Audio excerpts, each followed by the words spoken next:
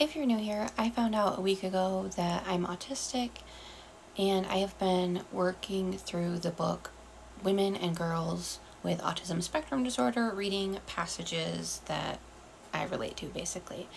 This is from chapter 4. This is basically like the kind of middle childhood period. So the previous one was babies and toddlers, the next one is adolescent, so it's kind of that in between range. A study showed that from the participants' responses, 50% of girls and women with autism were considered shy as young children. This view is also found in the literature. That kind of blew me away. But I guess that just speaks to stereotype because, yeah, I don't think of shy as being the predominant personality type for autism. More of like a pretty bold and like direct type of personality as the stereotype. So this is a separate passage. A small number of children fell into the overpowering category, where the wants of the other children were not taken into consideration. But in general, these girls were quiet, unusually quiet. This quietness does not alert professionals to any potential difficulties. Quiet is harmless and isn't causing trouble. New passage.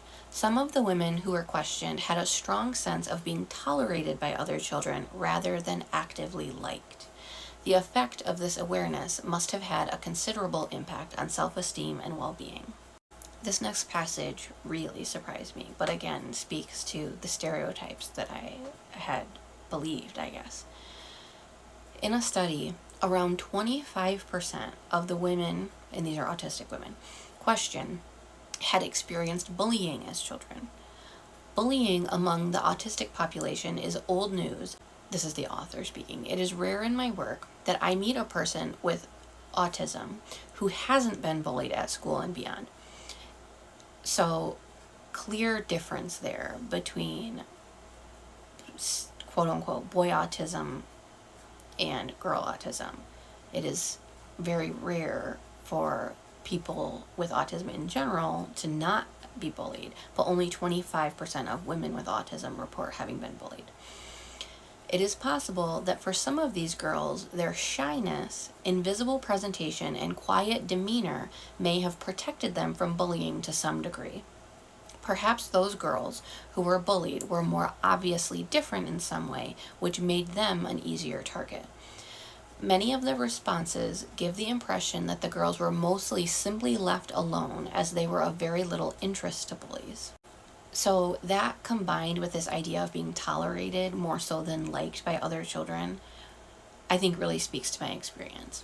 One of the reasons that I had hesitated to believe that I could be autistic, despite considering it off and on, was that I wasn't as outcast as what I had assumed most autistic people would experience.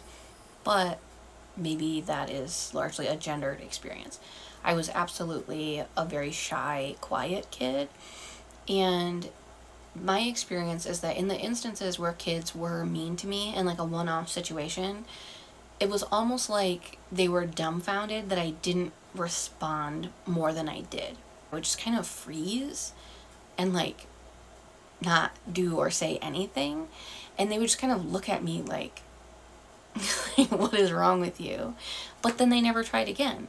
And so it seemed to me like they wanted a response, and the fact that I froze instead of responding made the interaction not, I don't know, they didn't get what they were looking for in their bullying, I guess. I don't know, that's just my perception, of course. But also, I had some friends who like definitely liked me over the years, like as a kid, but I also kind of had this like recurring experience of sort of feeling like within the friend groups that I would make my way into, that I was kind of always barely within the group, like kind of barely hanging on. And I think that this next passage actually kind of speaks to that. Girls with autism spectrum disorder may appear to have friends, or more accurately, often just one friend. So the child doesn't appear to be particularly isolated or a loner. For some girls, this one friend can become a lifeline and help her gain access to the social arena. Next passage. The girls' friends are sometimes very similar to them. Other girls who find the social world difficult for various reasons, or they are very different. Super sociable girls who scoop up the stragglers and mother them. All this leads the casual observer to conclude that all is well in the social world of the girl with ASD.